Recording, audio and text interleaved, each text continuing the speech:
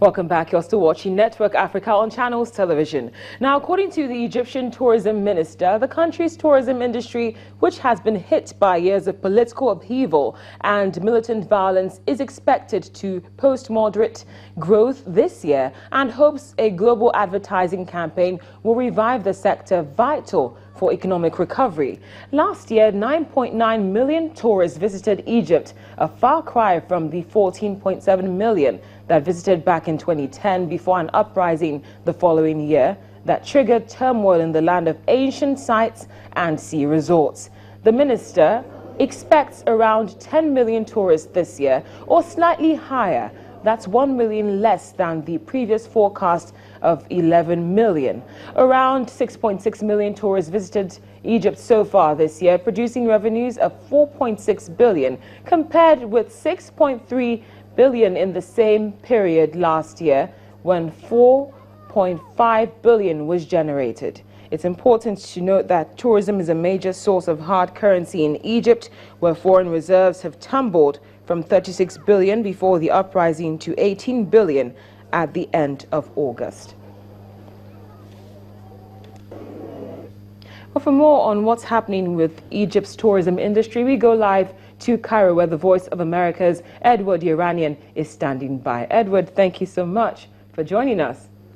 My pleasure, as always. It's always a pleasure to have you, Edward. Now, since you're on ground, how would you say Egypt's tourism industry is doing, especially after that unfortunate incident in which about 8 Mexican tourists were killed?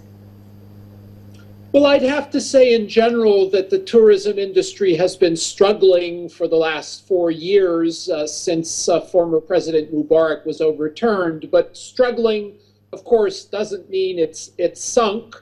You have a different kind of tourist, more Arab tourists. You have more tourists from Russia. Of course, Russian tourists have less money to spend. They're going also to the resort towns, Sharm el-Sheikh, Hurghada, rather than perhaps to some of the more outlying areas, some of the traditional places like Luxor, the deserts, as we saw with the Mexican tourists.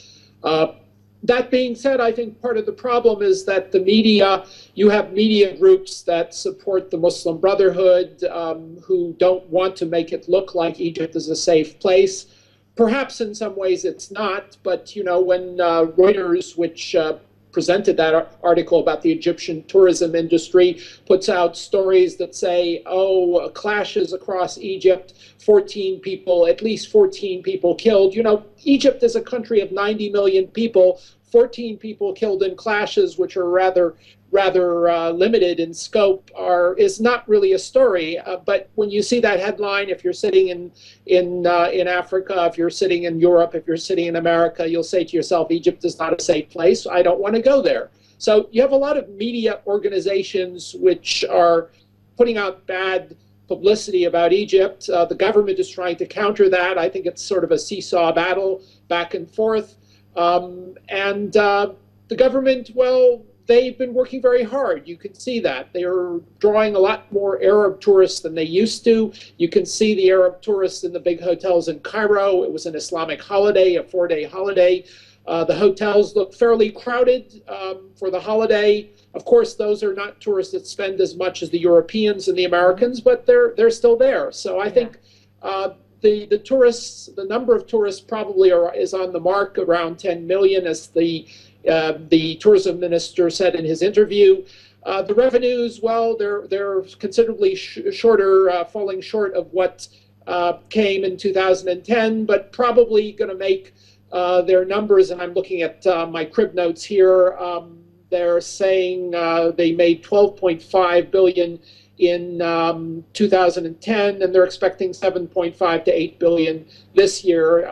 Okay, that's definitely a hit, but they're also spending a lot less on oil subsidies than they used to. So I mean, in terms of the budget in general, I'd say Egypt is you'd probably call it a wash.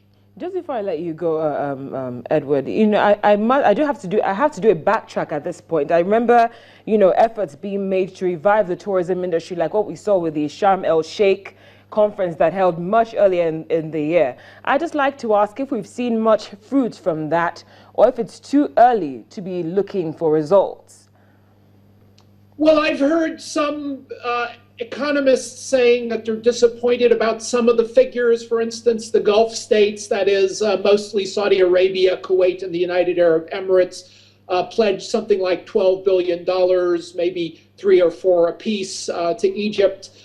Some of it donations, some of it with interest or loans, some of it without interest as well.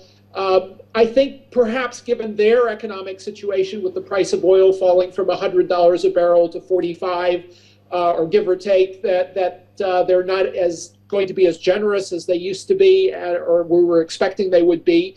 But at the same time, Egypt is paying a lot less for the oil it buys from them. So, you know, it's a little bit of each, you know, it balances out in the end. It certainly does balance out at the end of the year. Thank you so much for the update, Edward. As always, it's been a pleasure. Thank you for joining us.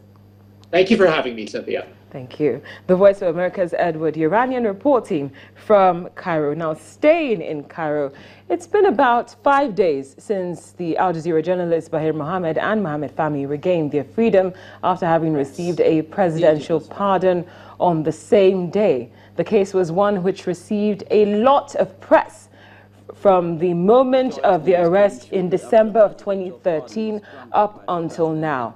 Peter Grester, who is the third journalist who was deported earlier this year, did not seem to profit from the presidential pardon, as his name was not on the list of 100 prisoners, but he remains a relatively free man. Well, now that Bahir Mohammed and Mohammed Fahmy are out of prison, we're wondering what happens next. Well, we'll be hoping to speak to Bahir shortly to give us an insight to what they plan to do and how life has been, basically, and also share their experience with us.